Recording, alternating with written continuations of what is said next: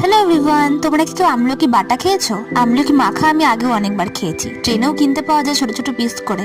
তবে আজ আমার ইচ্ছে হলো যে আমলকি বাটা করবো। তার জন্য ধনেপাতা আর কাঁচা লঙ্কা নিয়েছি দুটো। বেশি ঝাল খেতে পারি না, তো দুটো লঙ্কা নিয়েছি, তাতেও খুব ঝাল হয়ে গেছিল। দুটো আমলকি আমি ভালো করে থেতো করে নিচ্ছি। তো আজকে এটা আমি শিলনোড়াতেই করছি, কারণ এটাতে একটা মাখা করলে না আলাদা একটা টেস্ট হয়। সে যাই হোক, আমলকিটা থেতো করার পর আমি তারপর ধনেপাতাগুলোকে থেতো করে নিচ্ছি। এরপর দিলাম কাঁচা লঙ্কা আর ধনেপাতাটাকে একসাথে থেতো করে তারপরে এইগুলো সবগুলোকে একসাথে মাখিয়ে নেবো। ভিডিওটা এখন দেখেই যেন জিভে জল চলে আসছে। যারা আমলকি ভালোবাসে তাদের আশা করি ভিডিওটা দেখে মনে হবে যে কতক্ষণ এই রেসিপিটা করে খাবো। তো দেখো, সুন্দর করে আমি বেটে নিয়েছি, দেখতেও কি সুন্দর লাগছে। পরিমাণ মতো বিট লবণ দিয়ে তারপর এটাকে ভালো করে মাখিয়ে নিচ্ছি।